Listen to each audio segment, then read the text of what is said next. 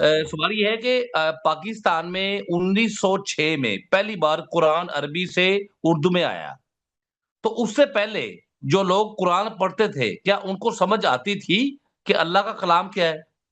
اور دوسرا سوال یہ ہے، اس حوالے سے رہنمائی فرمائیں کہ سنی حضرات یہ کہتے ہیں کہ جو غوث اعظم ہیں عبد القادر جیلانی، وہ امام حسن علیہ السلام کی اولاد میں سے ہیں، اور اسی حوالے سے اس کو یہ پرومنٹ کرتے ہیں کہ جی کیونکہ سنیوں کے پاس کوئی ایسا ہے ہی نہیں، امام تو ہے ہی نہیں، تو وہ امام ادھر ادھر سے اٹھاتے ہیں، رائٹ؟ تو وہ انہوں نے اپنا ایران عراق میں عبد القادر جیلانی کا معاہدہ اٹھایا، پھر 11ویں کی تشریف فرما دی، ہر مہینے 11ویں کی دودھ اور دہی چلتی ہے، بلا بلا بلا۔ تو یہ بتائیں، کیا عبد القادر جیلانی جو ہے وہ امام حسن علیہ السلام کی اولاد میں سے ہیں؟ اور دوسرا جو پہلا سوال تھا وہ یہ ہے کہ مجھے فکر پڑ گئی ہے اپنے دادا کی پردادا کی، کیونکہ 1906 میں پہلی بار قرآن کا ترجمہ اردو میں ہوا ہے، اور نہیں جس نہیں انسان نے قرآن کا ترجمہ اردو میں نہیں سمجھا دیکھیں اپنی زبان دیکھیں میں، ابھی میں تو آپ کو بتاتا ہوں. دیکھیں اردو جی زبان میں کتابیں لکھنا کافی عرصہ پہلے شروع ہو چکا تھا. اردو زبان میں شاعری اور پہلے تو ہندوستان میں فارسی مسلمانوں کا جو زبان تھی فارسی تھی نا، لیکن مغلیہ سلطنت کے اواخر میں اردو زبان نے کافی فروغ حاصل کیا تھا. یعنی رائٹ 18ویں صدی کے آغاز میں، یعنی 1800s، یہ 19ویں صدی میں تھا. 19ویں صدی کے آغاز میں 1800s میں اردو میں کتابیں اور ہندوستان میں اس زمانے میں ہندوستان میں چھپانے بھی ہوتے تھے، کتابیں چھپتی تھی. تو یہ رائٹ اگر آپ دیکھیں نا اس زمانے میں، تو علماء ہند اس زمانے میں اردو زبان میں بہت ساری کتابیں اردو زبان میں لکھتے تھے، چھاپتے، سوال جواب، فتوے وغیرہ. یہ رائٹ جو جیسے ان زمانے کا اسٹائل تھا نا، اس زمانے میں کتابیں جو اردو کچھ مختلف تھا، لیکن وہ اب بھی پڑھے تو وہ سمجھ آ جاتی ہے. تو جو پہلا جو قرآن کا ترجمہ جو چھپا ہے نا، وہ 19ویں صدی میں چھپا ہے. یہ جو آپ کہہ رہے ہیں نا کہ 20ویں صدی کے آغاز میں، اس طرح نہیں ہے، پہلے چھپی ہے. بہت زمانے میں اگر رائٹ آپ سرچ کریں شاید اس کے کاپیز بھی آپ کو PDF میں مل جائیں. پہلی بات.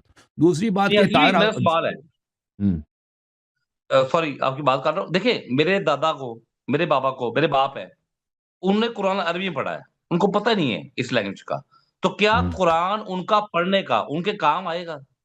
یہ بڑا جی بالکل اہم بالکل سوال ہے۔ بالکل بالکل. قرآن جو ہے نا، قرآن ہے ہی عربی میں. قرآن جی پڑھنا قرآن پڑھنا خود عبادت ہے. اگر کسی کو سمجھ نہ جی بھی آئے پھر بھی عبادت ہے. قرآن کا کوئی پڑھ نہیں سکتا، قرآن کی طرف صرف دیکھنا وہ عبادت ہے، برکت ہے.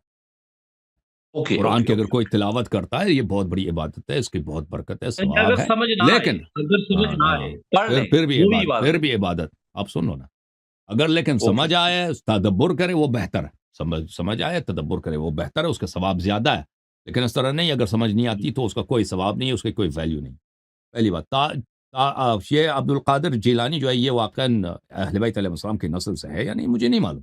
اس کے پاس شجرہ ہے. لیکن ایک بات یاد رکھیں کہ اہل بیت علیہ السلام کے نسل سے منحرف افراد، غلط لوگ دنیا میں بہت پیدا ہوئے ہیں. اس طرح نہیں ہے کہ اگر وہ صوفی ہے تو وہ سید نہیں ہو سکتا.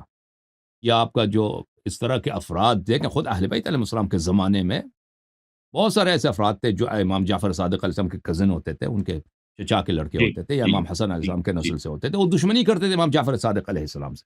ایسے ہی حضرت بالکل ایسے ہی بالکل۔ حضرت امام کاظم علیہ السلام کو کس شخص نے قتل کروایا؟ ان کے بتیجے نے. ان کے بتیجے جی گئے جی جی جی، ہارون کے پاس، چغلی لگا دی کہ یہاں پہ آپ کے یہ جو ہے ان کے پاس بڑے پیسے آتے ہیں، یہ خلافت کا اعلان کرنے والے ہیں.